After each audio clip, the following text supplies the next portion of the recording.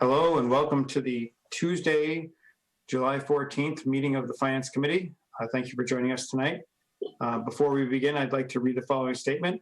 Pursuant to the Governor's order suspending certain provisions of the Open Meeting Law, General Law, Chapter 30A, Paragraph 20, as well as the Select Board's emergency order dated March 16th, 2020, the Finance Committee will be using remote participation for this meeting. The audio of this meeting is being recorded and will be posted to the town's webpage within 24 hours in accordance with the Governor's emergency action requirement of keeping the public informed of actions during this meeting.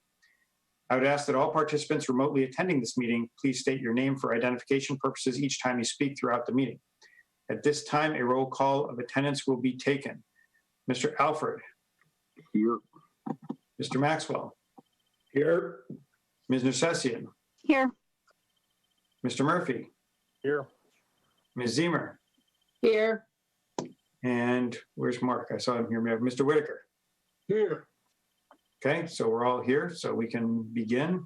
Let me just very quickly go to our agenda. So I try to cover things in the actual order in which we posted them.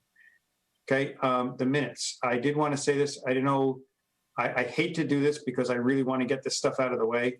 But Mark, I was reviewing the minutes and I have substantive changes. So I will defer that for now, but I promise I'll get back to it. It just was taking me a lot longer to go through them than I had anticipated.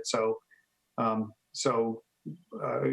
as I said, let's be prepared to do this. Maybe we'll try to do this in our pre-meeting next Monday, get some of these approved. Okay. As far as line item transfers go, I had mentioned that there might be one from the concerning the police. I emailed Sharon about it, but have not heard back. So I don't know whether that means she took care of it. But if in either case, there's not much we can do about it now in the sense that we don't have the paperwork and I don't have the amounts. So that'll have to wait.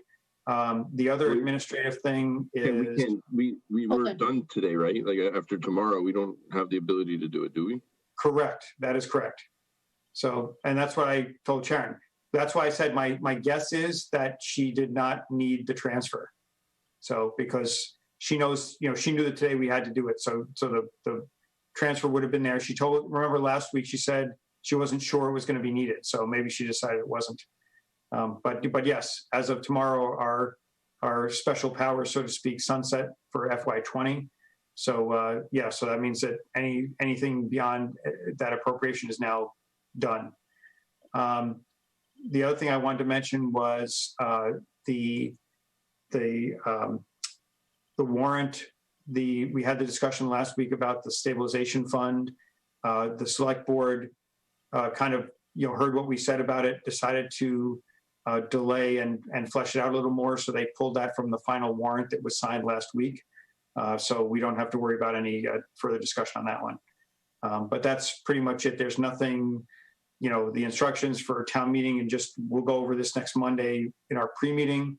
But we'll be hearing later today and maybe even from the chief tonight about the actual plans for a town meeting in terms of what we as a finance committee, where we're going to be sitting, how we're going to be seated, and so forth and so on. But that's it on the administrative side. At this point, it's just all town meetings for next week. So does anybody have any other administrative issues they want to bring up? Okay. Hearing none, next on our agenda, we have with us tonight the members of the Board of Assessors that want to talk to us about our recommendation with regards to stipends. So I don't know which one of the three of you wants to lead the charge, so to speak, but feel free to begin the discussion. And you're all muted, so one of you has to unmute. Hi, Leslie. The chair first opportunity, so. Okay. Hi, Leslie Canale, Chair Board of the Assessors. I actually would request if Peter Barberi would take the lead on this one to start. That's okay with you, Peter? All right. I mean, I can start. We weren't aware that whenever it was a month and a half ago that the determination had came down from the viewpoint of the separate article in regards to stipend for municipal officials. And we certainly weren't aware that there were any questions that you folks had in the nature of that stipend, or at least no questions were asked during our budget process, and we met the guidelines. We did find out about your recommendation from the viewpoint of leaving the assessors, as well as, I guess, the Board of Selectmen, with $1 stipend, and I understand the rationale for that is dealing with the insurance issue. For new members of the Finance Committee, let me just give my take on the stipend. I've been on the Board of Assessors since about 1996. I stepped into that because, excuse me for a minute.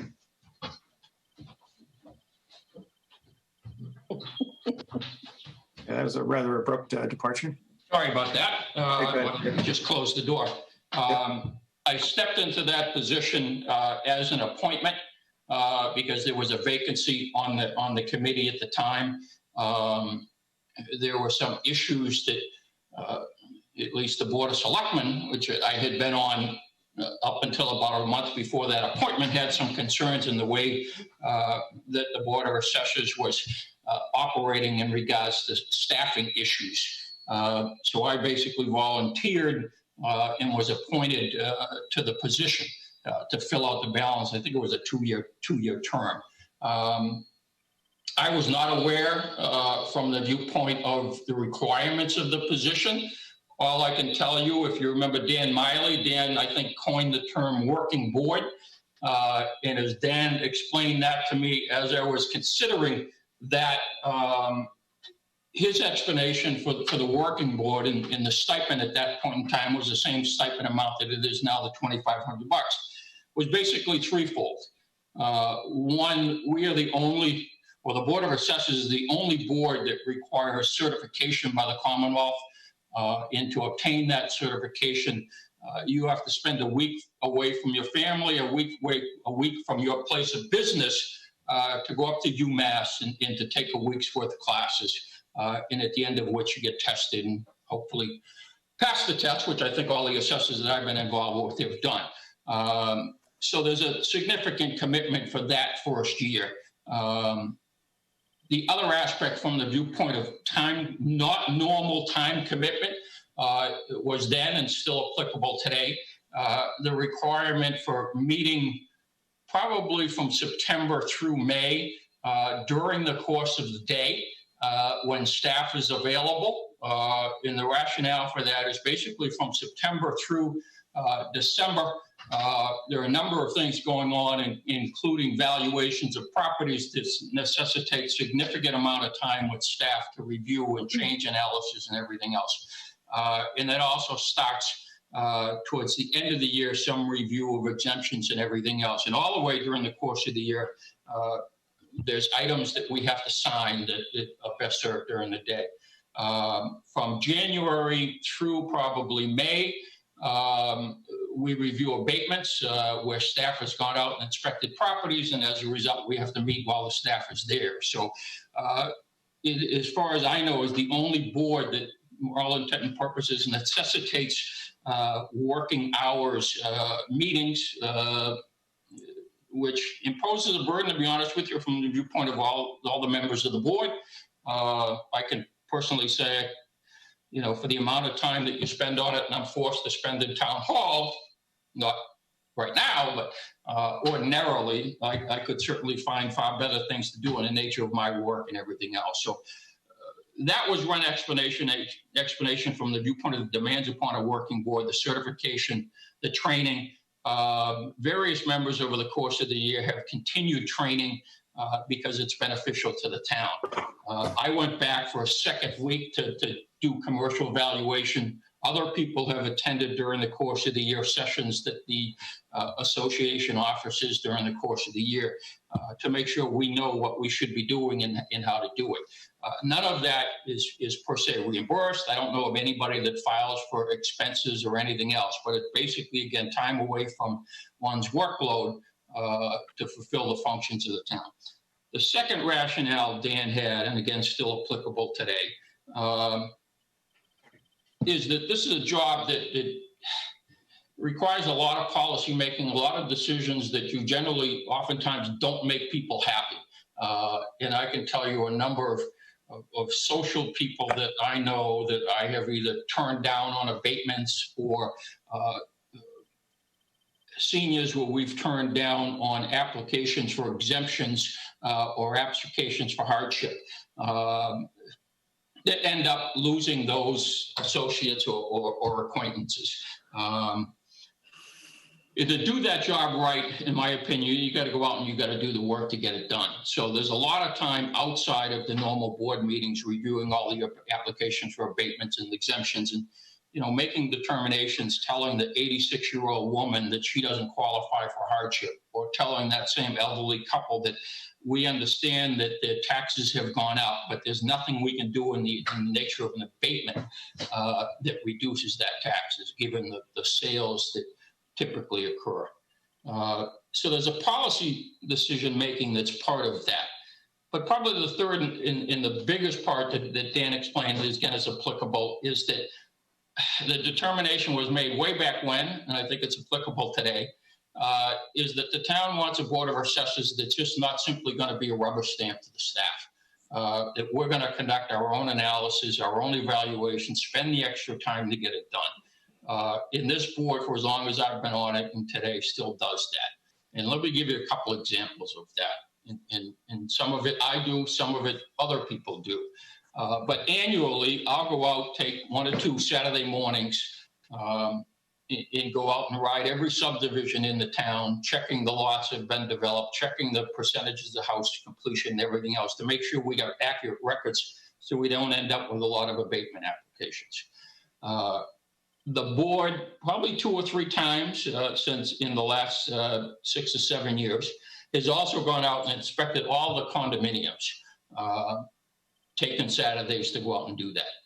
The board, probably every couple of years, when we find that neighborhoods aren't really fitting the characteristics of sales and the nature of grading or anything else, we'll go out and inspect properties on a street or a neighborhood to do that. And that's probably done every other year or every 3rd year. But more importantly is the analysis that we do, and I'll only speak myself, but I know Leslie and Mary put in their time. But come September through December, we get a list and a recommendation from our principal assessor for changes in valuations. And that list includes 5,000 lines or thereabouts for each residential property in town, with about 18 to 20 line items in a thing. And we look at that and analyze that, making sure the percentages change both in the nature of the buildings and valuations is appropriate. We don't simply rubber stamp. So I'll spend 2 or 3 Saturday mornings during the course of a fall going through that. And where I can tell you that has, at least in my opinion, been a valuable resource is that at least on 2 occasions, there have been recommendations to the board in the nature of how to change values with, in my opinion, emphasis on increasing land values. Now, as an assessor, we're obligated by state statute to allow certain percentages of increase and stay within that percentage, and it's basically 10%. We have some flexibility, probably 4 or 5%, to deal with valuation comparisons in the nature of real estate, land values, and building values. I have pushed and has been successful on at least 2 occasions, probably in the last 5 or 6 years, to decrease the valuation in regards to land values, keeping it within the statutory range. But what that means, particularly to the older neighborhoods, and that therefore means to the seniors and older people who may be on fixed income, is it takes a little bit away of the tax burden. And I think that's successful. And if that hadn't been done, that same person would probably be facing a $500 or $600 different bill today if it hadn't been done. And that's the type of effort that this board puts in to make sure we're looking at the town and addressing the town in a fair and reasonable effort. And I think those standards and those requirements, are a little bit much to ask for people. If you're not going to at least recognize that effort, which I think the stipend does. Now, The other thing from an individual perspective, from my perspective, I was going to not run for the board a year and a half ago.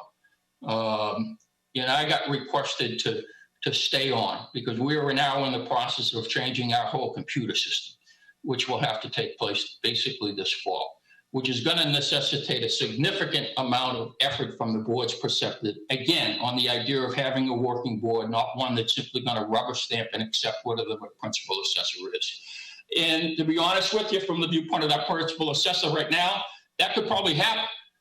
But she's probably due to retire in a year and a half or 2 years. I'm mad at her because she's the one who convinced me to stay. And then 3 months later, she told me she was in the process of ultimately retiring.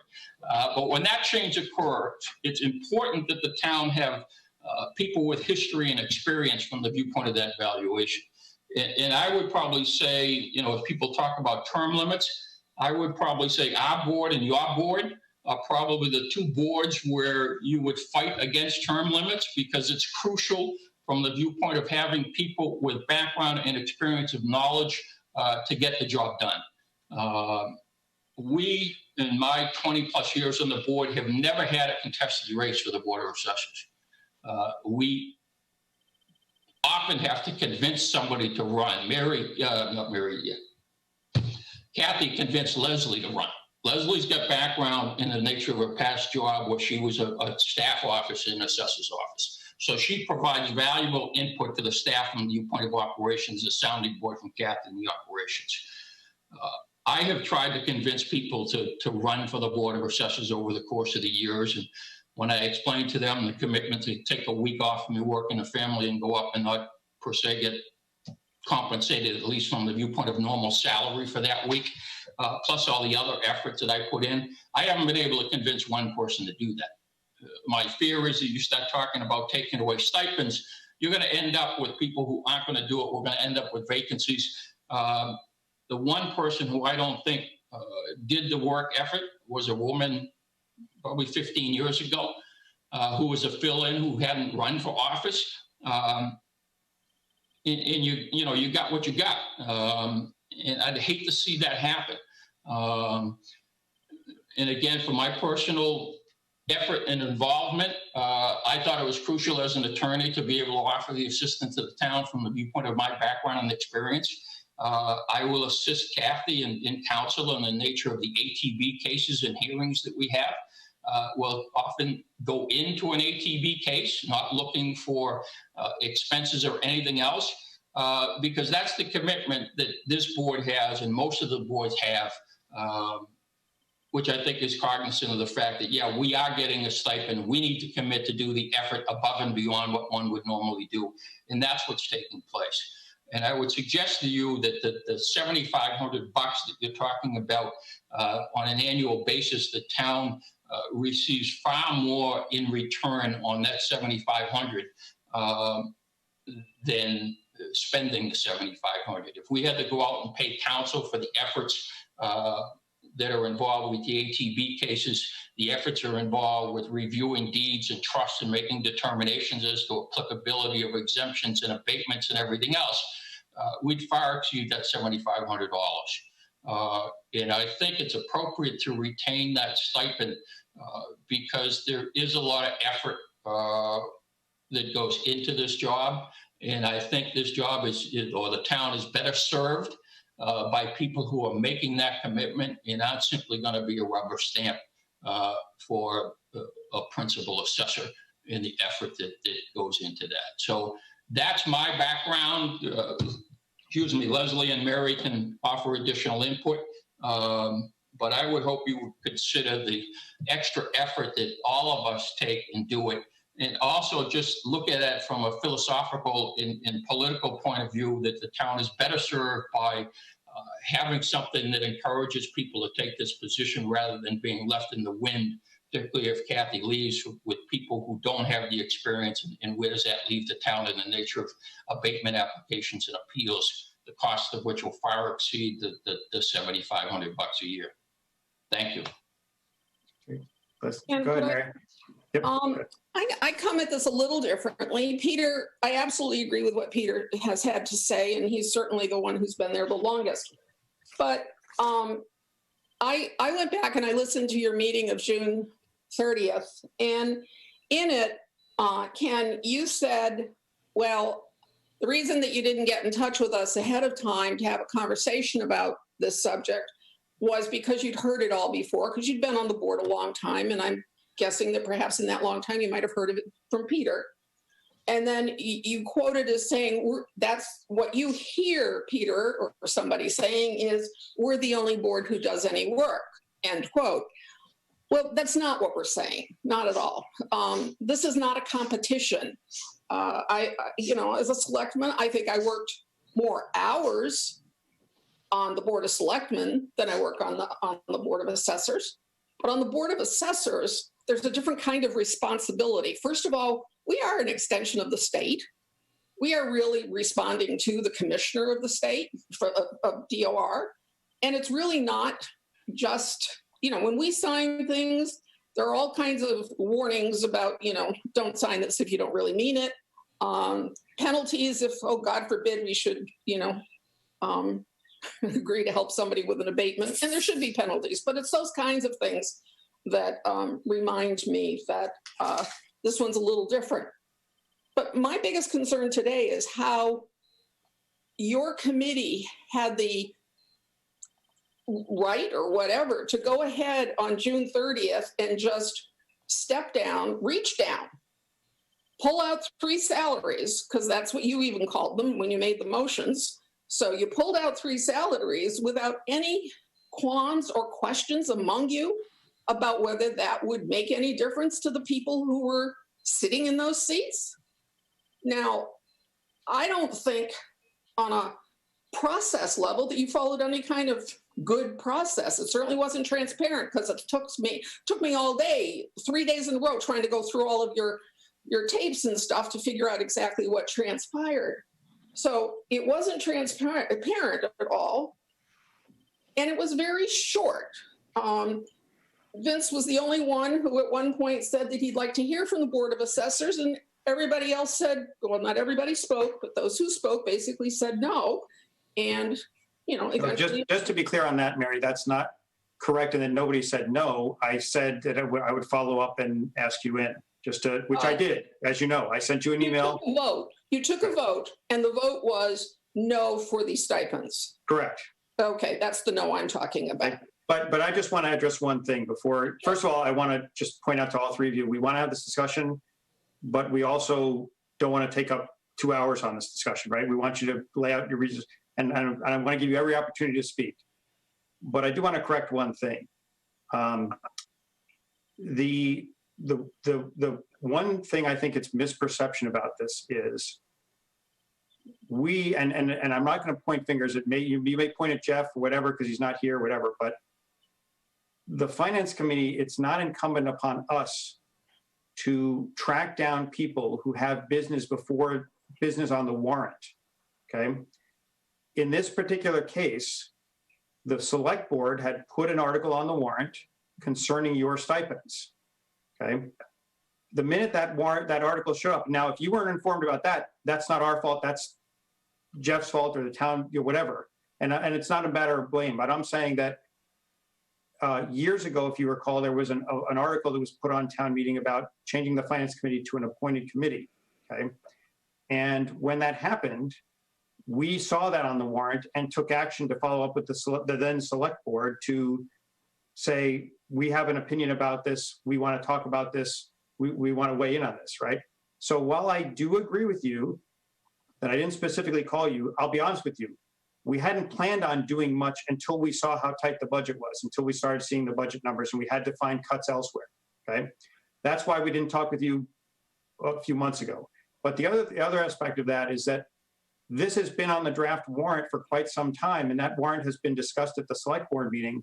And in some sense, it's incumbent upon you guys, when the Select Board is putting an article on concerning you, and all 3 of you know the process in terms of the Finance Committee, if it's got financial issues, then it's something that we're going to have to review. So while I did reach out to you last week and said, hey, we did this, and we'd like to have you come in to talk about it, right?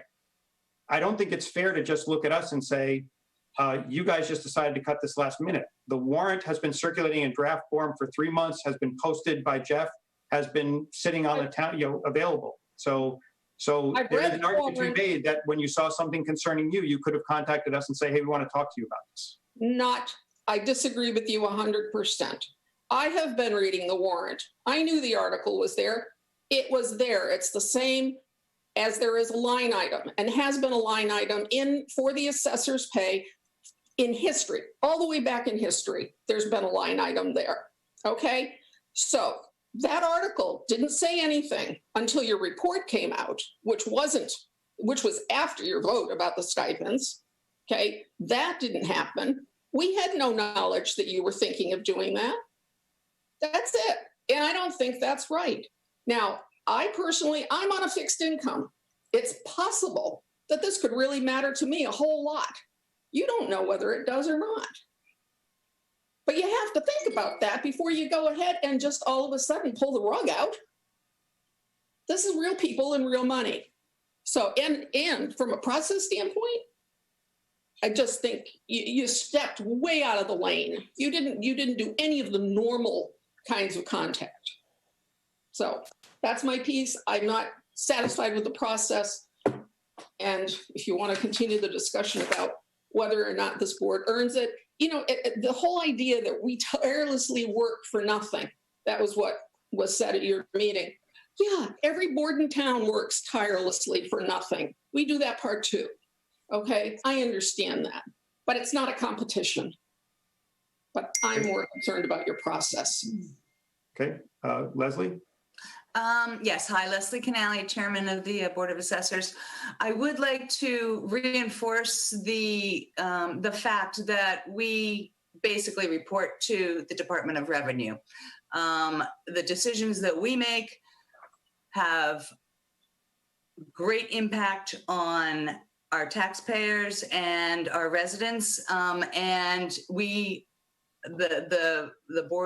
Department of Revenue is responsible for making sure that we stay within the guidelines of the statutes of Massachusetts general laws. The level of education that we have to have in order to follow those statutes is in-depth and detailed and complicated in many cases. And I think that level of expertise that we have to have in just as a basis warrants us to definitely have a stipend. I myself am not working. Again, I agree with Mary that, this is my salary per se, along with, a couple of other little part-time jobs. And this means something to me monetarily. It means something to me. This is a mortgage payment for me. And I am personally offended that that consideration for that is being taken where in the realm of things, to circumvent what Peter, to highlight what Peter said, the money that we save the town just on ATB cases is tenfold for this little salary that you pay us. And I think that the level of legal implications that can happen with the assessor's office is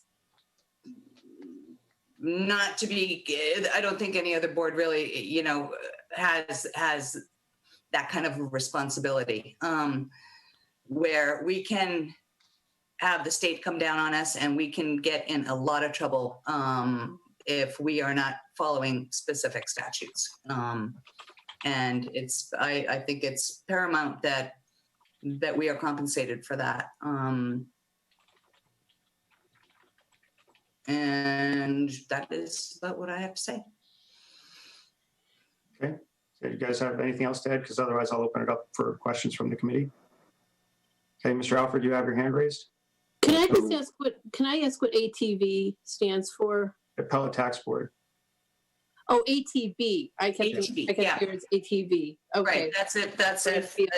The someone Okay. disagrees with our abatement decision, they have the right to Okay. go to the appellate tax board to appeal our decision. Okay, I could That's happened. be. Okay, thank you. Okay, go ahead, Mr. Albert. You had your hand raised. Thanks. So yeah, so I was just trying to, so I want to set this in a little bit of context. I mean, I think that you guys are you aware that you are the only board in town that receives any kind of significant stipend?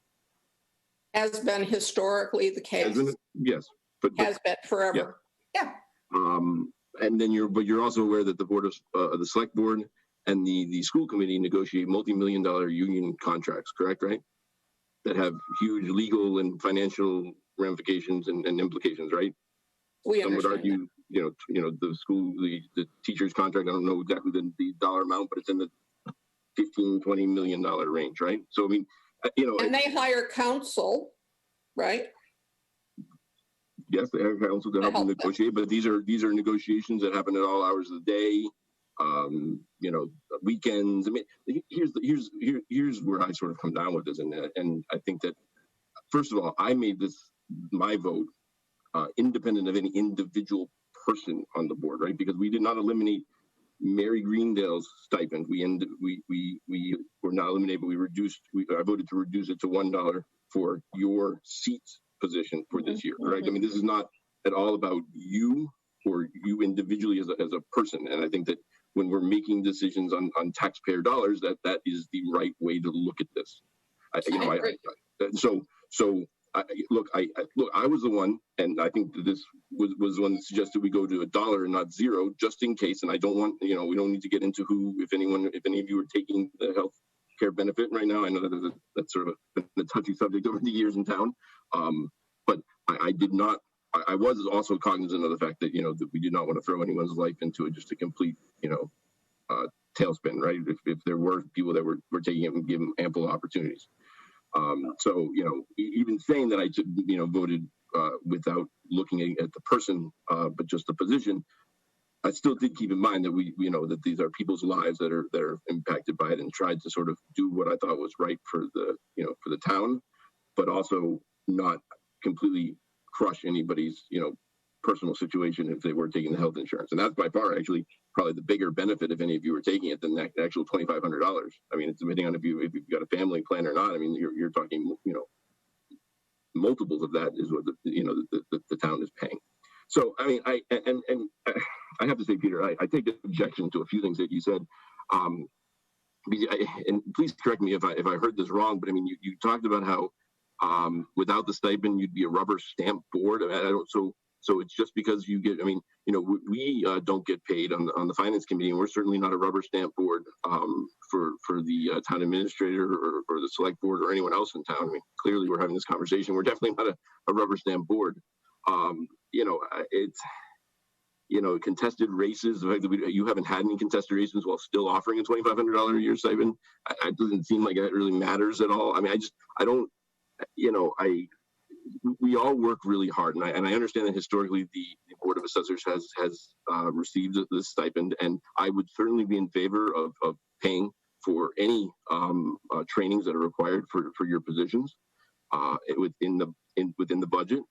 That you should not be having to pay for out of pocket. We pay for all town employees trainings that they go, well, not all, but we try to pay for as much training and stuff as possible. Especially, but again, this is, so you're elected to the Board of Assessors, and you have 1 week training, once, and if you want others, and yeah, you're right, that absolutely is a commitment. But I mean, it just feels like the Board of Assessors stipend, when we come and we're looking at the bottom line, and we need to find some extra money to make sure that we have some cushion.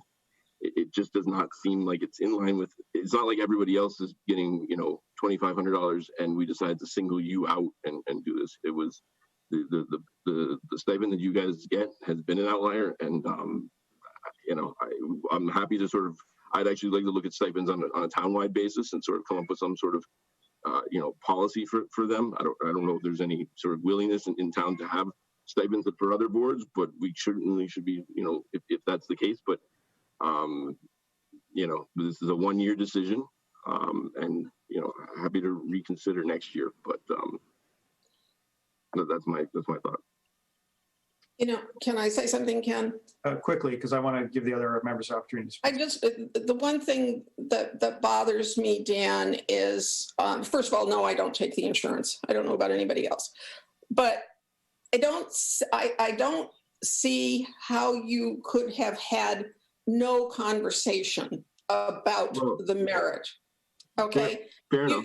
You had no conversation, not even among yourselves, let alone with us, to offer some contrary opinion. You unilaterally went in and pulled out the money. That's it. Well, I mean, to be fair, as Ken pointed out, it had been on the warrant for a while, and this was the first year that it has been sort of hyper focused, right? Because it's right there, kind of in black and white. The other time that it's in your budget, but it's not necessarily something that you see. So it's something that we had a sort of extra vote on, if you will. So you did know that it was there, and you know, I would say that I think that I did sort of. I mean, I've heard the opinion of the stipends before. I didn't think that it had changed. So for me, I was comfortable making a determination at that point, knowing sort of what the arguments were. But you're right. I mean, I don't know, we, generally speaking, if something is on the warrant and the group who is sponsoring it or has an interest in it doesn't come before us, we actually vote against it for the most part, regardless. We've done that in the past. We did that with, the 5-year trash program, because up until right before town meeting, we hadn't heard anything about it. And so we voted against it. And then they came to us, and at the meeting before town meeting, we discussed it, and it turned out it was actually a great opportunity. And we then changed our vote on the floor of town meeting and supported it. So I understand what you're saying, and I can understand your frustration. I think that it's more complicated than just not reaching out, but as Ken sort of discussed. But yeah, I get you. Okay, you done? Are you done, Dan? Okay, so yeah. Let's move on. I'm just going to go. I know several people have hands raised. I'm just going around in the order I see them here. So Sue, you're next. So I have two things I guess I wanted to cover. One is that we've been talking all along about really cutting to just critical spend. And I looked at this as a stipend, not as a salary. So I think I think the second point is I'm really confused as to how this is being described as a salary, because I didn't think it was a salaried position. So I guess, can someone help me with that? Because as I looked at a stipend, that is not to me a critical spend. And we're looking at potentially, given all of the costs that are coming through, we're potentially looking going forward at having to reduce positions. And so in looking at trying to pull out any non-critical spend, this was an area where, as of last week, we were really struggling with sort of where else can we pull. So that, can someone just explain how this is a salary versus a stipend? It's a stipend. But go ahead. It's a stipend, but a stipend is a salary by definition, and we pay income tax on it. So by definition, Merriam-Webster, stipend is a salary, and your vote was salary. So, well, it was described. I assumed it was a stipend because that's how it's been described. So, and that's how it's described in the warrant. So I haven't checked that. So. Yeah, I didn't see this. I mean, all of the board positions in town are voluntary. We run for office. We're not maybe you guys are appointed. I don't know, but no. I had assumed that they were all voluntary positions, and that this was not a quote unquote salary for people, and it was a stipend, and it was an area where, in my mind, was somewhere that was not a critical spend. So I guess I'll leave it at that. But that was sort of where I took the position. Okay, Mr. Murphy. Yeah, hi. I want to reiterate, I did want to hold off at that point. Just like Mary said, I was a little hesitant without speaking with or hearing from you guys.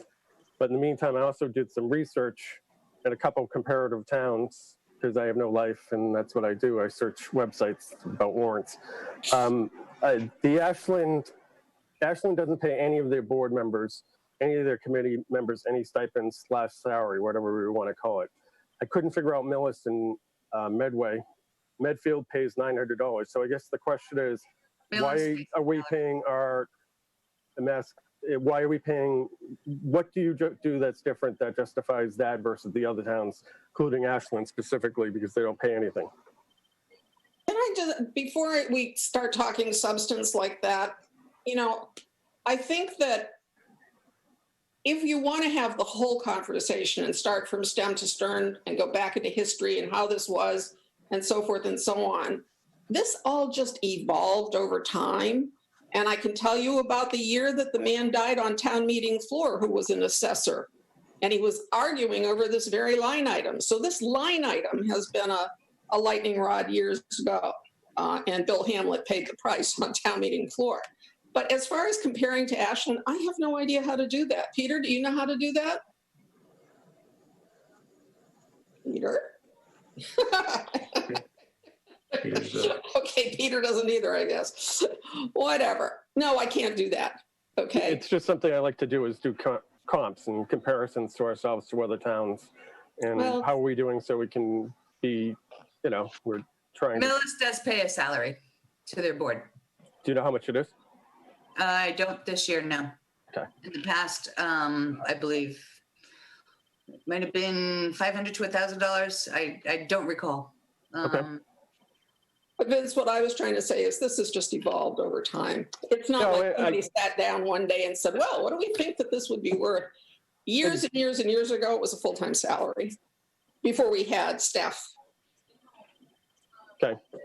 It's just, a question. It's going to be something the board town meeting has never seen it on a warrant article. It's always been buried in the budget. So I think it will raise questions, and it's our obligation to opine on it before town meeting. And that's fine. Okay. Do you have anything else, Ben? I don't. Okay, Michelle?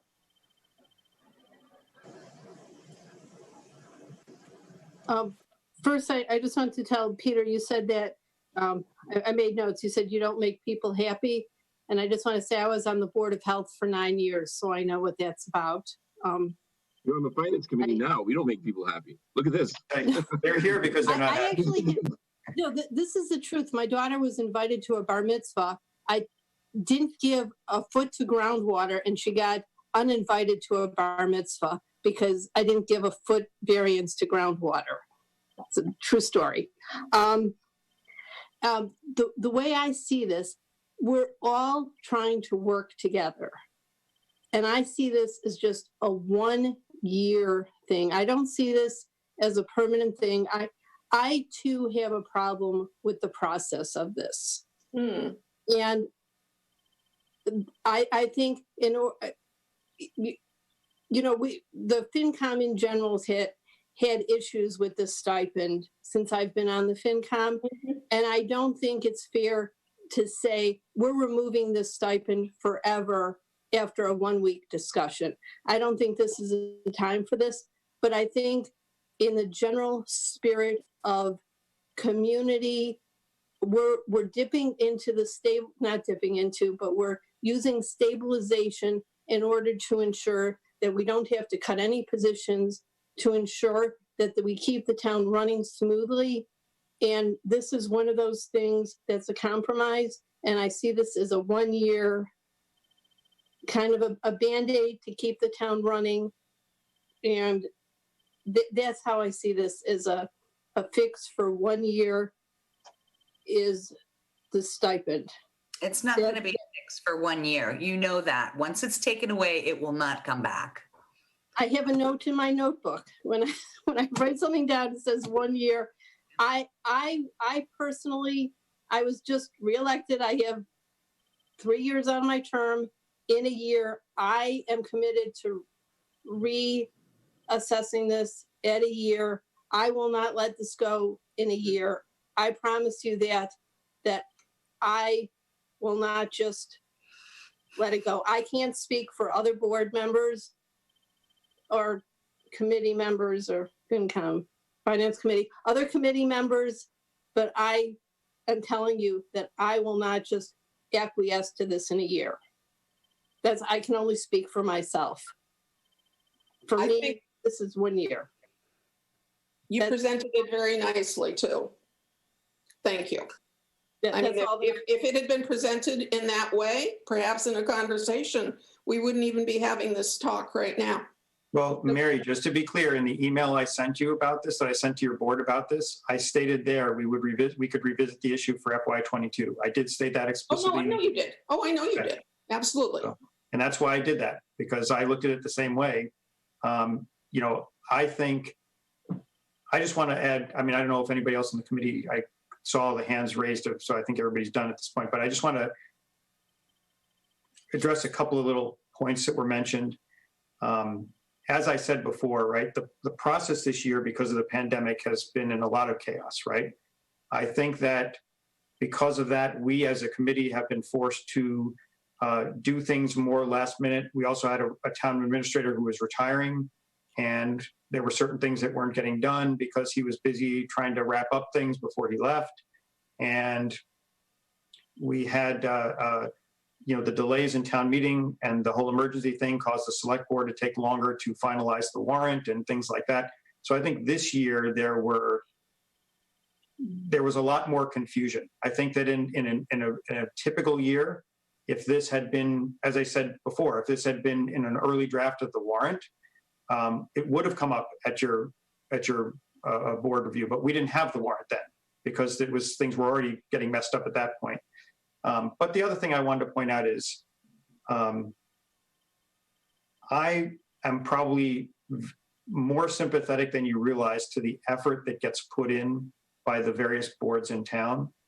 As you know, Mary and Peter, I don't know if Leslie knows this, but I've been on the FinCom for a long time. It has required a lot of effort on my part. I have lost work because of it, because I had consulting jobs where, as an elected official, I could not take the job, where they said, we want you to do this. But then when they found out I was an elected official, said, we can't offer it to you because we have restrictions against hiring government officials. So I've actually lost income over the years because of my position. In addition, I too am unemployed right now. I lost my job before the pandemic, well, actually during the pandemic, okay? So I am 100% sympathetic to the change associated with not getting this stipend. However, in the 17 years I've been on this board, I was never even offered $1 to get health insurance. I've been unemployed 3 times in 17 years, and never once have I had even the opportunity to avail myself of the town's health insurance. So while I do view this as a one-year thing, and we will revisit it, I do think there is a broader discussion that needs to happen. I, for one, and I'll tell you, this is something I encounter in my business life, I cannot stand the argument that says, we've done this forever, therefore we keep doing it, right? Things change over time. People were driving horse and buggies 100 years ago. We don't still do it because something better happened, right? So I think it's important that if we, as I said, I agree with Michelle entirely in that we came down to the last minute, and I'll just give you some data to show you. Right now, without the stipends in there, the bottom line of our budget is $8,000 in the black. In a typical year, we would have left more there. We would have left a little more because remember, at this point in our budgeting, the numbers are still not solid. So the numbers could go either way. The state could cut aid more than we think. The state could come out better than we think. And there are many variables that are not going to be settled on July 20th. Okay? So we almost always have to leave some margin in case these things change. This year, we're running very tight enough that we have $8,000 on the bottom line, okay, with our current modeling. That makes it extremely difficult to justify. Now, remember, our goal was preserve the jobs in town, which we did. And to do that, we reduced our capital appropriation by a significant amount. We are moving money from stabilization into reserves because we might have COVID-related expenses that will not be covered by the CARES Act because that expires mid-year. Okay? We took other actions where we, as you know, we took a lot of budgets and we took out things that we were originally planning on putting in to get to a point where we could be just in the black. So to Michelle's point, I think, one aspect of this is we're really looking for a year when we have to say everybody's got to tighten their belt. And that's the way I looked at it. I looked at it and I said, look, I've had issues with the stipend for years. I'm going to be totally honest. You know that, right? And the reason I've had issues with it is specifically because of the statements that implied that for some reason, the Board of Assessors was more worthy of a stipend than other boards. And I'm not arguing for the FinCom here. I'm saying, look at the Select Board, right? They're meeting basically 52 weeks a year. Even the FinCom doesn't do that generally, right? And they're doing important business too, but they're taking $25 for it.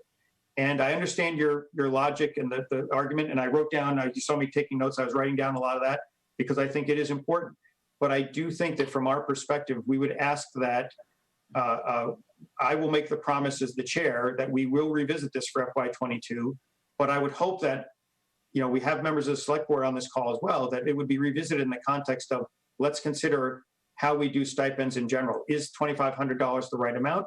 Do we give every board in town a stipend that's, some amount? I'm not doing this because I want money. I've been doing this for free for years and I'm fine with doing that. But I do think that this year we really need to ask you to take one for the team, so to speak, because if we put the stipends back in, we're going to be going into the fiscal year with a $500 margin. And I don't think anybody really wants to do that. So. And I guess my big thing goes right back to if you had approached us, if you had called us, if we had talked to you and you had said, would you be willing to take one for the team? Then we probably would not be sitting here. That's where the problem was. Okay. Right. You pulled the rug out. Understood, Mary. Okay. But I will also just make one, I just want to point out, I don't want you to walk out of here thinking that we just did it on a whim, in the sense that we walked into that meeting where we made that decision having new financial information that required us to close a hole we didn't think we had. That's what happened. Because there were expenses we had budgeted for, and then we found out, oh, these are higher than we thought. Oh, and there's now the sustainability coordinator. Oh, and there's rail trail money. I know. And that's what forces us. So that's why I said, just in that sense, I asked you to forgive us for that, because we were trying to do something last minute because we had to make decisions quickly because of information that got to us at the last minute. So I do understand that. I appreciate that. And the thing is that you didn't contact us for another week or so. And now we all know that that we need to make sure that we're looking at our town email accounts because you folks rely on that, and that's fine. But all of that said, I think it was just an unfortunate process. Yes, and by the way, I hope you understand that with the reserve fund transfer, you now understand that I did reach out to you when questions came up about that. Okay. I do. If I could just add about the town email. I mean, the whole reason we were given town emails was so that we could conduct official business on sort of a somewhat permanent recorded, medium for record keeping and all those type of things. So I think, especially given the fact that you're working as an extension of the DOR and the state, that it would be, incredibly important that, you use your town email to conduct business. So, well, if there's a FOIA request, it's all right there. Right. I mean, it's for ease of everything and ensuring that we're all conducting things through the town. So, right. And I was going to add to my thing about why can't I think of the position? Like, I'm drawing a blank. Which one? Sustainability coordinator? No, not the sustainability coordinator. The facility manager, that we didn't know about that salary until last week, and that's what put us right on the edge. No, we knew about it. We just didn't realize what it was. We had incorrect information that was not provided to us accurately, right. But that's water under the bridge in that sense at this point. So, right. Okay, so we've spent an hour on this. I'd like to move on if everybody's had their say. Anybody have anything they want to wrap up with, or should we move on? So, okay, let's move on. Thank you guys for coming. And as I said, we'll try to make sure we the process works a little bit better next time. So, okay. And you're obviously feel free to hang out if you want to, but feel free to go and enjoy, because I do agree about one thing, which is a lot of these meetings take away from your time with your family. My kids, I'm divorced, I'm a single dad. I don't get infinite time with my kids, and they're sitting downstairs while I'm running this meeting. So if you have better things to do, feel free to go ahead and do those. And if I can just add, because I looked up these numbers, Ken, Dan, and I have been to since March, we've been to 41 combination of 41 finance committee and school committee budget subcommittee meetings. Well, they've been to 41. I've been to 39. I missed 2 because I was in the hospital since March. 41 meetings. So just put it out there. Okay, let's move on then, so we can. We have other stuff. I mean, we actually don't have much stuff, but we do have to get through last minute things here to make sure we're all cleaned up for next week. Okay, so the the first question is, does anybody on the committee want to, at this time, we can always consider this before town meeting if you want to get more information or have further discussion with the assessors offline. Does anybody want to make any motion to change anything that we did? If not, we'll move on. Then as I said, we can talk about it. We're going to have one more meeting before town meeting if people want to go do more research before then. Okay. I see. Mark, do you want to talk about the park stuff? Is that why your hand's up? Yes, it is. Okay, wait. Just wait a second. Okay. Okay. So we're done with the assessors item. I just wanted to go on. I was going to get to Mark momentarily. That's why I just wanted to lead into that, Mark, before you just started talking about it. Take your time, yeah. If you remember when we reviewed the warrant, talk about late breaking information, we had this situation where we've seen the warrant multiple times and there was nothing in the CPC article except the allocation to the reserves. And that is the kind of thing that we understand. There's no money actually being spent. It's just being split. We voted to recommend favorable action on that. At the select board meeting last night, Mr. Frank was there and correctly pointed out, as it turns out, that the CPC had approved $10,000 in funding for a project over at Stoddard, and I'll let him talk about that in a minute. But because of that, right, there was some confusion. Frank confirmed before this meeting, he sent out an email confirming that the CPC had indeed approved this in March, which was, I guess either somewhere along the line he didn't notify anybody because nobody in the town government even knew this had been approved. So that's why it's not on the warrant, and that's why we didn't know about it. So Mark's here to talk to us about it because we will be asked to, and more likely revote we don't have to revote if we approve of this, but he's just here to inform us about the $10,000 approved request. So go ahead, Mark. Yep. So I think probably this was an oversight on my part and my board's part and the CPC and perhaps whatever. We don't need to look backwards. Yeah, I was going to say, I don't care about blame. I just want to get it straight. I believe that it's going to be a floor motion that ends up happening to discuss not to exceed $10,000 cap on a project, the purpose of which was to address drainage issues at Stoddard Park. It was approved at 3/18/2020 CPC meeting, which was, I think, literally the day before the entire shutdown, which I think would probably lend to part of the reason why this didn't end up finding its way on. Yeah, well, that's why I said this year things are very screwy. Yeah. So I don't blame anybody for messing up this year. Certainly, it's unfortunate that it happened that way, but I just happened to be listening in on the select board meeting last night and caught that they said that there was no projects on the CPC agenda. It was in the on the CPC article. It was in the consent, whatever section of it. I think we need to remove it from the consent agenda or article. I don't know. Yeah, it's a consent agenda. If we could take it out of there in anticipation of there being a floor motion to include the drainage project at Stoddard, which they already voted through, I think that would be ideal. And I can give you the details of it now, or we can talk about it on the floor at town meeting, or both. I don't know how much detail you want me to get into. Well, first I want to ask Mr. Sparrow. I don't know if Tina's on, but she may be on the phone. I just don't know her number, so I don't know if that's her. But since Mr. Sparrow from the select board is here, can you just let us know, did you remove it from the consent agenda last night? Let me verify. I believe we did with this information, but I'm trying to pull up the motions, and I'll confirm it. So give me a second, and I'll. Yeah, go ahead and check. Hey, Ken. I was just going to say, for the record, we don't do that, right? That's select board purview. So, okay. Ken, this is Tina Hine here, and I'm on the call. We have not yet removed it. we were waiting to hear from Mark, which we've done today.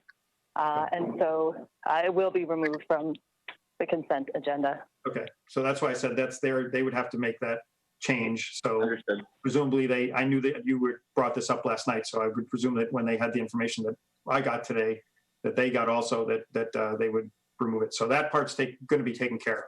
Okay, as far as the project, give us we don't need to know how many screws and what size they are, but give us the overview of what's going on.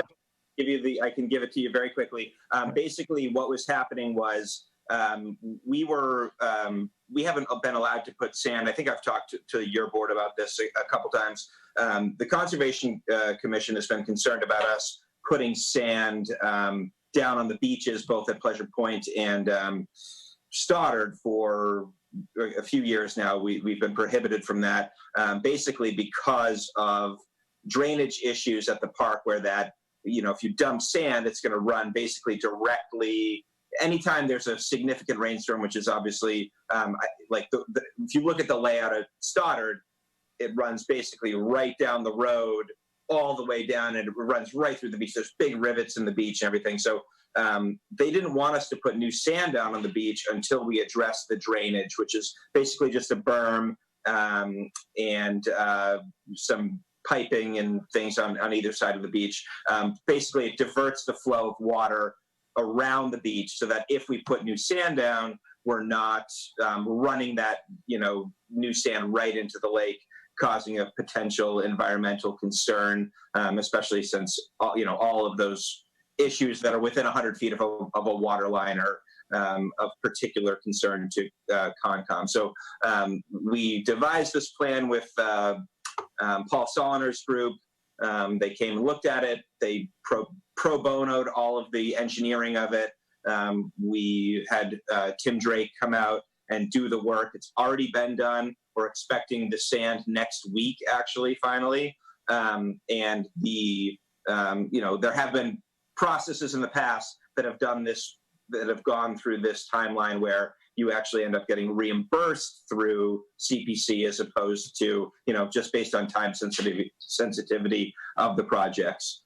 CPC approved it in March. We were expecting town meeting, obviously, at that time to happen very shortly thereafter, and then pay for it with CPC money. We felt like the project was important enough to just do it. It's been done. We're expecting the sand to get put down very shortly.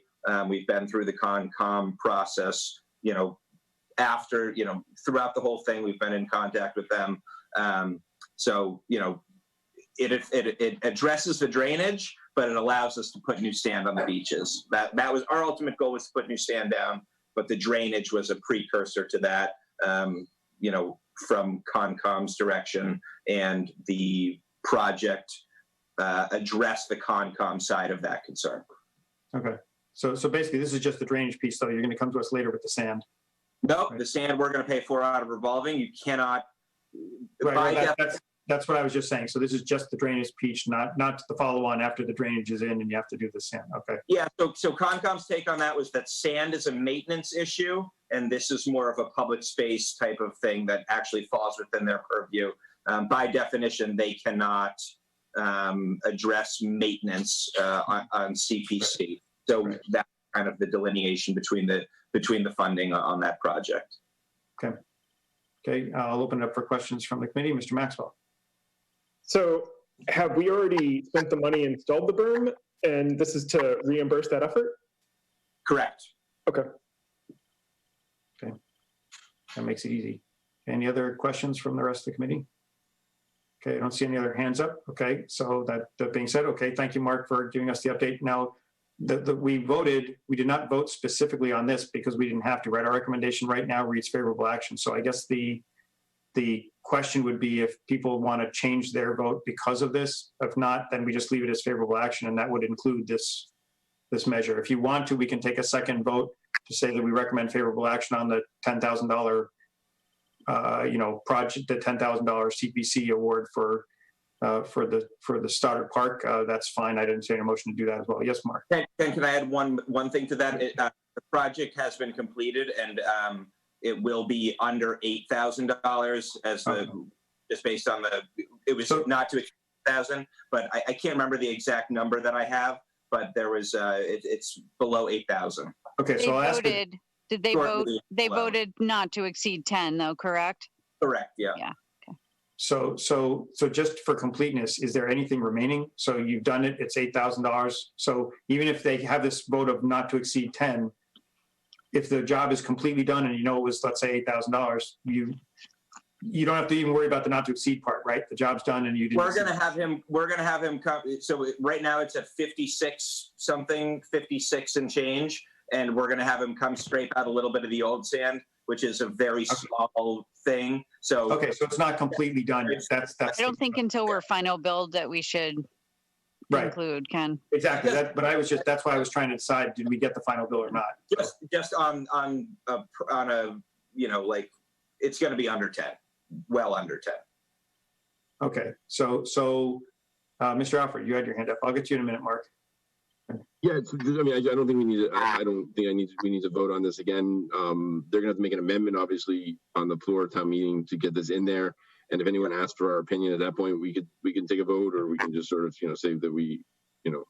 No, that's why I'm asking, right? If everybody's fine with favorable action standing as our recommendation with this additional project, then if somebody asked me, I'd say we're the FinCom supported, right? We could have changed our vote to against it and we chose not to.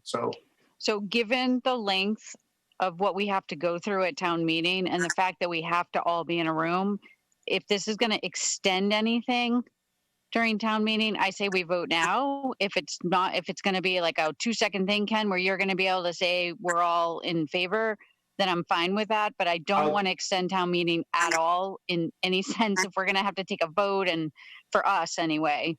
Right. I'd rather do it now. The vote won't change anything, because what will happen is if everybody's in favor, which it seems like they are, and I'll let Mark here, I will mention it in my statements up front. I'll say this is one change from the report, is that this was added and we're in favor of it. So that will not extend town meeting at all. Okay. Mark. Okay. Not you, Mark, Frank. Mark Brittaker. From a procedural standpoint, does this wipe out that $8,000 in the black we were? Or No. This is funded completely from Community Preservation Act funds. And just since you're new, I'll explain the process, right? The CPC is paid via the tax surcharge, right? Yeah, everybody pays the tax. You see on your tax bill, if you look closely, there's a CPA assessment there. That money that's collected via the Community Preservation Act is completely separate from your taxes, in the sense that it goes into a community preservation fund, has 3 basic things: affordable housing, historic preservation, and open space. Okay, so there are 3 reserves. But there's also a general undesignated reserve, but basically those are the 3 reserves you must fund in the CPA. When someone, twice a year, typically to align with town meetings, the Community Preservation Committee meets, that's the CPC, and they set deadlines and applications and all this, people apply for use of the funds. The CPC meets and recommends what they support in terms of using the funding for, but then that requires a town meeting vote to actually authorize the expenditure. So every town meeting warrant has on it an article that we call the CPC article, that basically says, to do whatever the CPC wants to do with their money, right? And typically what we saw and what we voted on last week was nothing more than them taking the money that's collected from the assessment and putting it into different reserves in their fund. So they weren't actually spending anything. Something like this, as an approved project, would come out of those funds. So it doesn't change our bottom line at all. It's not general fund expenditure. The only thing I would ask is that we talk to Frank and just request that this be almost not put a presentation together unless someone gets up to ask a question. Yes. I was saying, Mark, I don't think town meeting is not going to need a presentation from you guys on this. It should be something where you get up and say there was an omission, it happened, due to COVID and all this hoopla. That's why I said I'll take a minute and address it during the FinCom's presentation, where I go over changes from the report. And I don't believe, I personally, given the scenario we're in now with the virus and trying to speed up town meeting, I would say don't say anything unless a question is raised. If somebody gets up and says, what is this about? Then say something. But given the circumstances, I think not just you, but all speakers should be being reactive. yes, I have to be proactive because I have to explain the budget, and we don't want to get into a 15-hour discussion on the budget. So I have to get up and talk about how we got to where we are. But I'm saying other than that, and maybe the opening remarks to select board, I don't think I wouldn't advise anybody to get up and try to do a preemptive strike, so to speak. I'd say just let it come up, and if people have questions, let them ask them. That's not my MO to ever get up and preemptively. I'm reactive by nature for sure. And I will communicate that to Frank, Dan. So. And I just want to tell Mark Whitaker that it used to be that the state matched those funds 100%, but as more and more towns started doing the same thing, the reimbursement is much lower now. Yes, I think it's down in like the 20s or something now, so to a 20-something%. Maybe I'm wrong, but don't quote me on it. But yes, it's not 100%. It hasn't been near 100% for a long time. So right. So I'm sorry, just to be clear, is this removed? Are we trying to remove this from the consent? It is removed. It's not in the consent. Will be removed. What I said right from the beginning, Mark, is we don't do that. Okay. Tina said that it's been removed. You heard Tina. She's on the select board. She basically said they were waiting for information that they now have. Okay. Now that they have the information, she expects that they will remove it. So they will be. Just for me personally, because I didn't follow up on this the first time, I'm not 100% clear on who exactly in the town is responsible for physically writing the warrant. So I'm just trying to figure out who to follow up. 100%. Select board, okay. Select board owns the warrant. And who's we own our recommendations on those more articles. Who should put together the amendment? This is Tina. Go ahead, Ken, if I can, just make one quick comment here. My understanding here is it's actually the moderator of town meeting who will propose the consent agenda. So the select board just, is reviewing the idea and the articles to go into it. But the actual motion for consent agenda will come from the moderator on the floor of town meeting. And Mark, you will be certain that our recommendation that this article, which is I believe 14, will be removed from that motion. That will be our recommendation to the moderator. I hope that clarifies the issue. Thank you so much. All set. Okay, good. Okay, any further issues with Mark? Then let's move on. Okay, thank you, Mark. You're all set. Thank you. Other Mark, you have to stay on, so don't go anywhere. No. Okay, so next up is anything else? I don't really have anything. Well, let's see. Well, we got the chief on, so let's do that. Let's do the COVID update. Chief Cassidy. Is he wearing a tie? I was going to say, put on your tie. There you go. There you go. Yes, we shall receive. Since this is remote participation, I will identify myself, Chief Cassidy from the Fire Department and the Emergency Management Director. In terms of updates, financial updates, we've purchased a little bit more PPE to facilitate reopening of municipal buildings. The select board last night authorized the expenditure not to exceed a little over $6,000 to from the CARES Act funds and or FEMA funds for the cooling of the space to be used for our annual town meeting on Monday night at the Placentino Cafeteria. So that's it in terms of financial update. Okay. Are we having any PPE issues given the fact that the rest of the country's on fire? Because I've been reading about that they're starting to show up again because the demand is starting to spike again from these states that are, partying in the sun. Yeah, we did a pretty good job of acquiring stuff when there was a lull, and so I'm still very comfortable. Not only will we be able to ride out this first wave, because Dr. Fauci's made it perfectly clear that the first wave is not over, so it's really not appropriate for us to be discussing a second wave yet, because the first one isn't done. But no, we're in good shape in terms of our inventory. Okay, good. Okay, and case-wise, are we seeing, going into town meeting, should we, obviously we're going to follow all the safety precautions, but are we still sitting with? So our cases continue the way they've been the last couple of weeks. My last positive diagnosis reported through the Maven reporting system was June 8th. Our last active case rolled off and we went down to 0 active cases as of June 24th. I got permission from my board last evening Because our numbers have not been changing significantly for the time being, I will start reporting out on the website weekly as opposed to daily. The state is reporting weekly, and certainly their numbers are fluctuating a lot more than ours are.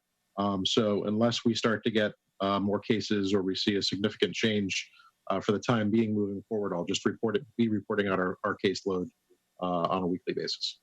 Okay. Now, one thing I know that our committee is curious about is, have we settled on a procedure? It would be wise to tell us what we're supposed to do as a committee, because I don't know whether we're, as you know, on Friday we were discussing seating and everything else. Have you decided how we're going to handle town meeting next week? Yep. So given the requirements for physical distancing at the venue, it will not be possible for the 7 members of the Finance Committee to sit together at the front of the room and face the audience in the main room. Therefore, we will have a table available for the chair and the vice chair so that if they need to speak on behalf of the committee, they can do so. But very similar to the model whereby other committees, such as the school committee, might sit together when we're in the high school auditorium. Obviously, it would be our encouragement that within the 6-foot distance spacing that the FinCom, if they choose to do so, would sit together in an area so that you could quickly make motions and gesture to each other, so that if someone needed to get up and speak to a particular article that wasn't being addressed by the chair or the vice chair, that you could do so in an expeditious manner. Will we have, for example, if that's the case, so will my presumption be that both myself and Mr. Alfred, as the chair and vice chair, will be sitting at the equivalent of where our table would have been ordinarily? As an approximate equivalency that we can establish based on a pandemic seating chart, yes, it would. Okay, because what I was going to say is, if that's the case and we're going to do it that way, what I would strongly suggest is that you reserve the 5 seats in the front row. If it's going to be that they're sitting in the audience, reserve the front row 5 seats for the rest of the committee. Sure, I was going to do tent cards in an attempt to try and designate some seating for you. Okay. Can we reconsider my vice chairmanship for a week, just so you know I don't have to sit at the... It's not on the agenda, therefore I would not recommend that you bring that up. Okay. You actually brought it up. Okay. Okay. So does anybody have any questions for Chief Cassidy about? Now I assume I heard last night that you were going to finalize the procedures and put them on the town website. Is that expected today, or is that already done? Or I'm just wondering, when will the general public know what they're supposed to do? That document is still in draft form.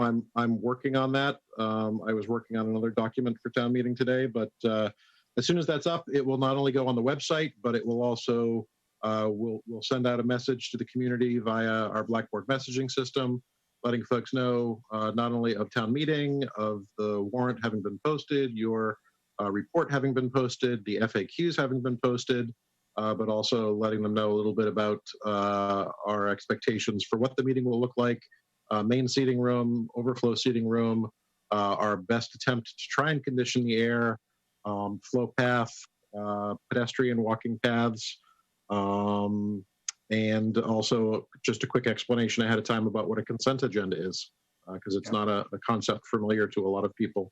Yep. Okay, and one last thing before I let you go is, are you going to consider exiting? This is one thing I thought of after we spoke last Friday, was we were all focused on how do we get people in, things like this. But then I said, the last thing we want to do is follow distancing and everything else, and then say, okay, we're adjourned, and everybody stands up and walks out the door next to each other. Right? Yeah, no, this is the same procedure that we're using for the high school graduation about a week later. We'll have basically the equivalent of ushers. So it would be very similar to either at a funeral or a wedding, where ushers will just have people dismiss row by row. We'll have folks who are in the main room, which is the Placentino cafetorium, go directly outside through those exit doors to the parking area. And then once that room has been cleared, we can have folks who are across the hall in the gymnasium come through the Yummy Bridge and then cut through the cafetorium to the exterior parking lot as well. Okay. And how many people are limited in the cafetorium? So our seating capacity for the main room is about 125. Our seating capacity for the overflow room is about 115. Yeah, and that's spaced, Suzanne. We talked about that when we were meeting on Friday. That's 6 I feet understand apart. that. It's still a lot of people in yeah. one room, I have to say. And it's going to be 90s plus, so there's not going to be a lot of air circulation if the door, I don't know if the doors are planning to be open, but. They're getting air conditioning. They're bringing in air conditioning. So is it possible, like if there's 100 people, to have 50 in each room instead of cafetorium and then overflow in the other room? I think. In other words, should we fill them alternating, like half and half like that? I think that to do that would actually make it longer, because anytime someone wanted to just be heard on an article, they need to use the two-way communication with the moderator to let them know that someone wishes to be heard. They have to leave the overflow room. They have to come across the Yummy Bridge. They have to stand at the microphone to be used by individuals from the overflow seating. So I think trying to split everyone into two rooms from the outset, I think would probably delay the overall proceedings. Okay. And you are saying Yummy Bridge, right? Yummy I'm totally saying Yummy Bridge. Yeah, the connector hallway that runs between Placentino and Miller, that has the gymnasium on one side and the cafetorium on the other, is designated, and you will see the street sign that says Yummy Bridge, YUMMY. I don't remember that. But... Which is cruel because we can't eat at town meeting this year, so that's, you know. I know. No, that is verboten. Okay. Yes. You're killing me here. You're killing me. Okay. So, so any other questions for the chief? I'm almost afraid to ask this, but will I be allowed to bring my water bottle with me, or is that also verboten? It is not encouraged, but obviously we don't want people to become overcome by the heat. So as long as you briefly removing your mask to take a swig of your water from your water bottle does not become a droplet producing procedure, whereby everyone within a 12 to 18 foot dispersal cone from you gets misted. I think you might be able to pull off, as long as it's really Bring water. a straw. That's what he's saying. The schools have a strict policy on liquids, clear liquids being brought into school functions, because we want to make sure that no one's bringing the wrong stuff in. So. Can we still pick up the welder's mask? Is that from you? I will have those for you. You can expect those in the area where your tent card seats will be. Thank you. I will color my water light brown. Oh, so you're going to use Holliston water? It's coming from Vin's house. Sorry, let's. Okay, let's move on. Thank you, Chief. Absolutely. Yeah, thank you. Okay. Now at this point, I don't have anything. The letter. Yes. No. The letter. I was just. You didn't let me finish the sentence, right? I don't think I have anything that we need to discuss before town meeting, except that I spoke to Mr. Cronin earlier at the finance team meeting, and he said if there are any follow-up questions about the salary, we had the discussion about Article 5 and the recommendation of town meeting.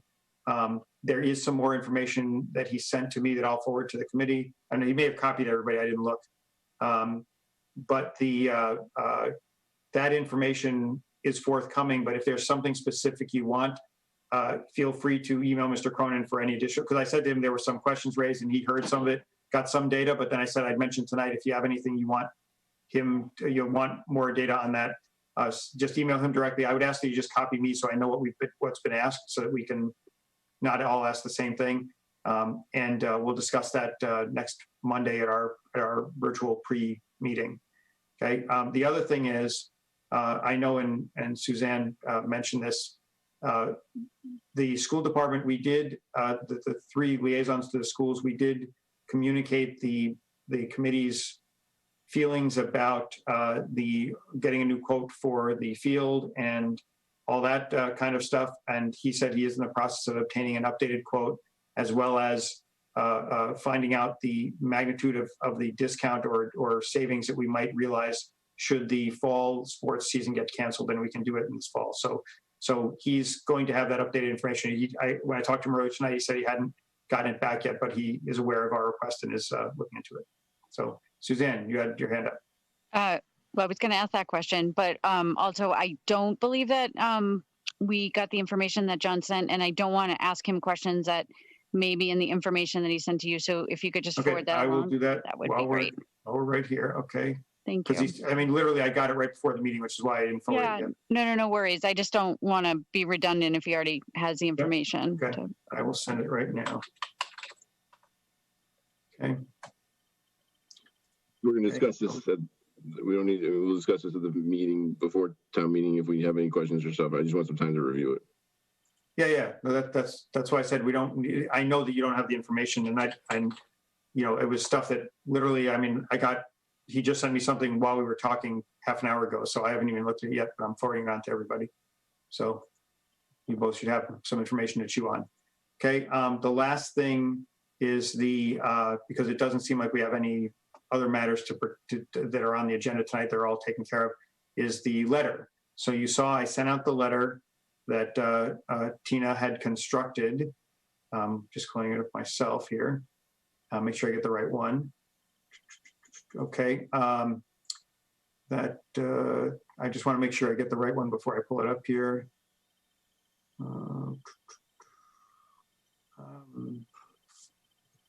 Okay, I just want to make sure, because I know Tina sent out 2, and I just want to make sure I'm looking at the right one here. Is this it? I think. No, this is not it. Hold on, I have to. But I'll just find the one I sent. Okay, so anyway, let's start talking about that. Tina's on the call. So what I would suggest is that anybody who has comments, Tina will be taking the feedback directly since she's listening. So go ahead. I don't know if anybody wants to start. Mr. Alfred, do you have comments you'd like to make? You look like you want to. No, I mean, they've already voted on it and signed it, so I don't really think we actually have the ability to make any changes to it. So I think sending any email, any communication is positive. So I'm fine with it. Okay, Mr. Session, you have your hand up. Yeah, I just wanted some clarity on where it talked about the loss of revenue. I hadn't thought that we had any specific losses. At least anything that we've gotten from Mary and Sharon to date have said that we haven't had any downturn in revenue, and I didn't think we had any information specific from the state. So has something else come to fruition around that? And then my second question was around the flexible and fluid spending that we were looking for, and I didn't know exactly what that meant, so I was just hoping to get some clarity on that too. Sure. So to your first, this is Tina Hine from the Select Board. For your first question, Sue, the loss of revenue is really actually following the Finance Committee's comments and concerns over local receipts and anticipated reduction in revenue from state aid for fiscal year 21, which I believe for the Finance Committee is largely in part in response to Representative Dykeman, Senator Stilka's comments, right? That they're looking at a $4 to $6 billion drop for FY21 in state revenue, if I've got that correct. So it's anticipatory in that sense, and it's reactive, again, based on some of the comments I've heard your committee make about local receipts in terms of motor vehicle excise taxes and I think there were a few others that you guys had discussed previously, but primarily it's anticipatory of revenue loss. And then to the second comment that you made or question about flexible and fluid, more flexibility and fluidity in the CARES Act, I would say for me personally, it is the potential use of the CARES Act money in the future with changes if they come to plug revenue holes for fiscal year 21. But if I'm being perfectly honest, Sue, I went back and watched the video again from the senator and the representative's time with us, and really was just pulling out the comments that they had made. And so they were both calling for that. And so in that regard, I was mimicking their request directly to our board for consideration. So I I don't profess to have too many examples of what more fluid and more flexible use of the CARES Act would look like, except again for revenue, making it for lost revenue, but really was just trying to capture what they were talking about. Okay. Perfect. Literally word for word. That sounds good. Okay. Ms. Ziemer, you were next. Yeah, just speaking as someone who used to work at the State House as a legislative aide, I think that somewhere in this letter, keeping in mind that this is going to all Democrats who've been pushing for more aid and pushing for another package, I think it would be helpful if somewhere in there you thank them for the money we've already received and thank them for their continued efforts. Okay. Because nowhere in there have you thanked them for anything we've already received. Okay, fair enough. And so this is a 2-page document. It's tough with Jeff out, right?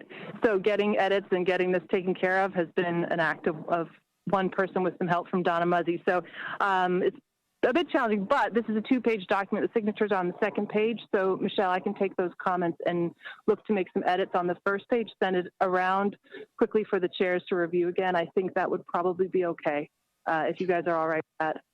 I agree. Thanking those who work hard on behalf of the town of Holliston is always a good thing, and I should have had that in there. Should we also then, Tina, because I think it is on the first page, maybe just add anticipated before revenue, just so that it's clear in case anyone ever goes back and listens or sees. Yeah. Okay. Well, so I'm taking that to mean then for FY20 we haven't had any drop in revenue. I was sort of working on under the assumption. No, I haven't seen them. No. For FY20 there has been no drop, and that's and to be honest with you, in a kind of perverse way, we haven't seen a drop for FY21 either, in the sense that the continuing resolution that the state passed while they're figuring out the budget is a 1/12 budget, right? So we'll pay for that later, right, if they make cuts. But in theory, we have not seen the loss of revenue yet. Okay, got it. But it'd almost be like a 9C in a way. Yeah, but that's why I said it's unless the feds do something, it's coming for sure. That we know. So okay. Vin, go ahead. Yeah, I've already shared it with Tina, but my only concern is the Health and Economic Recovery Omnibus Emergency Solutions Act that's mentioned in the letter is dead on arrival in the Senate. And I'm wondering if it would behoove us to suggest something more, they do something that will compromise and reach across the aisles, because we are only talking about 1/2 of the Congress. Everybody on that page is all in favor of it, but it's not going to go anywhere. So should we be proactive, or should we just say, hey, this, because it's not going to pass. I mean, unless something happens dramatically, highly unlikely the Senate's going to move action on that bill that's sitting there right now. The one. Well, it's way, way far above my now gone $25 a year stipend to make any suggestions to that effect. So it would have to come from elsewhere. I had not heard it from any other acts or legislative efforts from our meeting with the senator and representatives. I had not heard anything else to pull into the letter. That's why it was limited with the HEROES Act. Okay. I think you're going to go with what you have. So. Mm-hmm. It's not like this letter is actually going to, influence the senator or anyone in Capitol Hill anyway. Hey, if it's got my name on it, well, it doesn't have your 3 degrees from MIT, then maybe. Yeah. That's right. Do you put in there that I have 3 degrees? No, just kidding. Yeah. Okay. So anything else, Vin? No. Okay. Yeah. The 2 things. First of all, I don't know if it's Google or you, Tina, but I assume that you fixed the formatting so that it doesn't say page 2 in the middle of page 2. That may just be a Google thing if it's not looking that way. Fine. Yeah. Okay. Okay, I'll check that. Yeah, it's fine. Ken's just reading in Google and Word. It's fine. Yeah, Google's not. That's why I asked. It may be fine in Word. The other thing was, what I thought about was, with regards to specific action, right? First of all, I agree with Sue. You should change it to the anticipated loss of revenue, or the something like that, because we haven't actually lost revenue yet. But when you talk about the flexible and fluid spending allowances, I would propose that you also ask for an extension for spending the money to June 30th of 2021, right? The other issue from our perspective is that all this CARES Act money is December 31. So Yeah. if it's really to help us in fiscal 21, we should be saying, hey, if you tweak this bill or if you do anything further, you should at least extend our use of the money to the end of the fiscal year for us, right? Okay. Not leave us high and dry on January 1. Okay, So, fair enough. okay. So if you're all right with it, depending on how you guys, recommend or vote tonight, I will send something edited to both Stacy, John, and to you as well, Ken, to just pass over one more time. Okay. Yeah. And if need be, honestly, if need be, we can get the signatures again. We can get them on Monday night. I don't want to, do the wrong thing, but I'll take these edits and put them in place.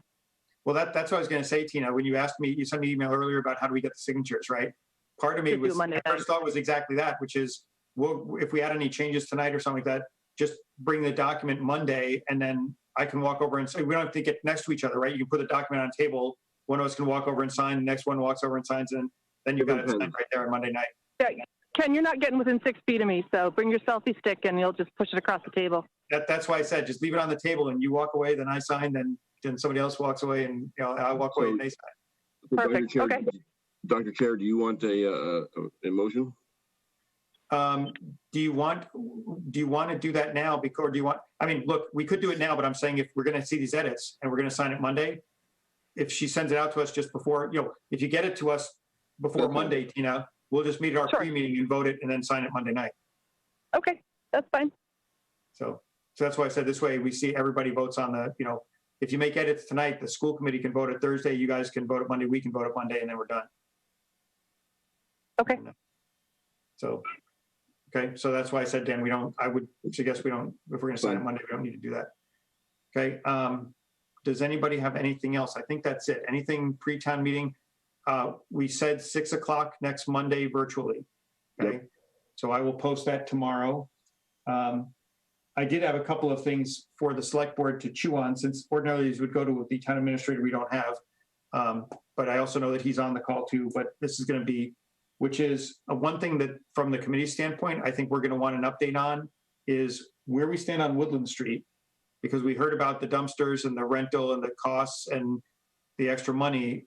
I presume or pray that by now that's done, right? That stuff should have been cleaned up once we authorized the extra funding. So I want to make sure that that's done. The other thing was, and this is just a personal thing that I was reminded of when I went to pick up the forms at Town Hall, which is, for the love of God, where are the town hall doors we paid for a couple of years ago? Ken, they talked about 260 last night. I believe it was last night. I don't know, all the days flow together. And that Woodland Street is done. I guess Mr. Keast is here, so he can confirm that. But okay, go ahead, Mr. Keast. I just have those on my list of things we need to follow up on. Yeah, so Woodland Street is essentially done. We actually had to have 3 inspections from the DEP. The last one was this past Friday. Verbally, we passed. And so I'm just waiting for the official written documentation to say that we can reuse the land. I did receive the bill from Compass Restoration Services for the abatement work. That's less the waste hauling. And that bill came in about $35,000. And then we're waiting to get the bill from Casella for the waste hauling. And then, we'll be done in terms of, the spend at this point in invoices. Okay. So the big thing is the spend is basically just pending bills. There's no more additional spend we anticipate. Right. Right. And the hazard is gone. The hazard is gone. Yep. Okay. That was the key thing. And presumably that means that once the bill comes in and now that the hazard is gone, that we're not paying for a dumpster every month there. That's correct. There is one dumpster still on site to collect. There's some scrap metal, there's some pallets, there's some concrete blocks and all of that, but we can't remove those until we get the official written documentation from the DEP. But that's a much less expensive dumpster. It's a construction dumpster instead of a hazardous waste dumpster. Okay, now on the town hall doors, do you know anything about that? Yes, I do. So the bids that I had that originally went out for those doors are about 2 years old. So I've resubmitted for requests for bids. It's been posted on Combis in terms of the website. And that's due to close in the middle of August. And then we'll do the opening. And and can decide who to go with at that point. Okay, so I have this, we don't have to discuss this tonight, but just something for you to follow up, James. Mm-hmm. Why, when we got the bid 2 years ago, was the work not done? And you weren't here, but I'm just, I mean, it just blows my mind every time I go over to town hall and I have to fight those doors. And I'm like, you know, I know that part of the answer is going to be because we had to go find the 8th generation descendants of the guys who grew the trees that made the door fronts. Mr. Cassidy, Chief Cassidy, you had something to comment on this.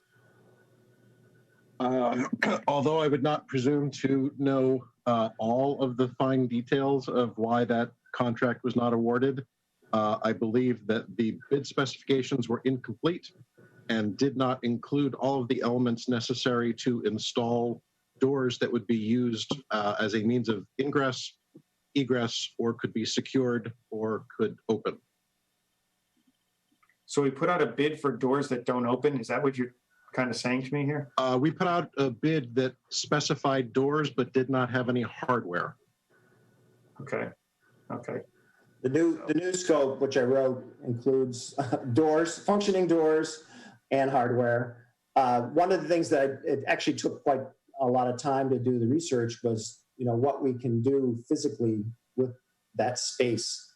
I would have liked to have widened the doorways, but keeping the same architectural style so that we can have ADA compliant doors. And if we could do that, there's funding grants available for that type of work.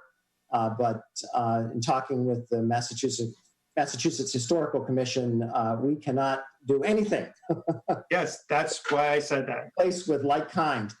Mm-hmm. But I did find out, and this is, you know, something we'll bring up at some point, that we can actually put storm windows on the town hall, and that is agreeable, which will make a huge impact from an energy efficiency standpoint and wear and tear on those old windows. So more to come on that. Oh yeah, we'll talk about that in the future. But my biggest concern was it would be a very legitimate question for somebody to say, we passed funding for this 2 years ago, and the town hall doors look no different, right? I mean, right. We have an obligation to make sure. So again, not for tonight's discussion, but I know that our new TA is covertly attending this meeting, so he heard what I said, and I'm sure that he will make sure that the door project moves forward finally. So. Yes, my goal is to have those doors in by fall. Okay. Okay. So other than that, I had nothing. There were just some follow-up things that I knew before we had mentioned in earlier meetings. For the committee minutes next Monday, I will try to get updates to Mark because it's going to take me a while to go through these, but I'm going to try to get them out to the committee sooner rather than later. We do have to get those done. But other than that, does anybody on the committee have anything pre-town meeting? Suzanne? Yeah, this was actually, because you brought up the doors, it made me think about the parking area by Casey's, and that was supposed to be done last summer, and we had the vote last spring, and it had to be done, and it was CPC money, and the highway department was going to do part of that. That hasn't been done? Is it because of COVID that we're not moving ahead on that, or? Because I thought everything was voted on, and it was supposed to be done last summer. That was the whole big deal. Yeah. Does anyone know about that? And I know, we can push this off. You brought up the doors, and I was like, oh yeah, well, what about this other thing from last summer? The answer to that is, as I said, I didn't expect to get an answer to the doors tonight. My intent was to inform our 2 select board members that these were things we wanted, and our new TA that these are things we'd want to find out about in the future. So hearing that, again, they're listening. So hopefully we can find out what's. Yeah, and I will tell you, there was Tina and I have had conversations. She was looking at a grant program that the state had, and I actually mentioned that as a potential grant funded thing as well, where the state's now offering money for improving outdoor spaces for distancing and that kind of thing. And I said maybe that's something where we can look for that grant to fund that, because that's a perfect area where we could put the parking lot there and then temporarily make it outdoor seating for Casey's or Coffee Haven or something, and take advantage of that funding. But again, we have 2 members of the select board and the new town administrator here. They'll follow up with us. We don't need to get an answer necessarily tonight. Yeah, no. Now on their radar. So, okay. Anybody have anything else? Motion to adjourn. Yep. Do I have a second? Second. Okay. That requires a no debate and a roll call vote. So, Mr. Alfred? Aye. Ms. Nercessian, Aye. Mr. Maxwell, Aye. Mr. Murphy, Aye. Mr. Whitaker, Aye. Ms. Zemer. Aye. Okay, and I vote aye. That concludes the Tuesday, July 14th meeting of the Finance Committee. Thank you for joining us this evening. As you know, town meeting is next Monday. So the Finance Committee will be meeting virtually ahead of town meeting at 6 p.m. next Monday.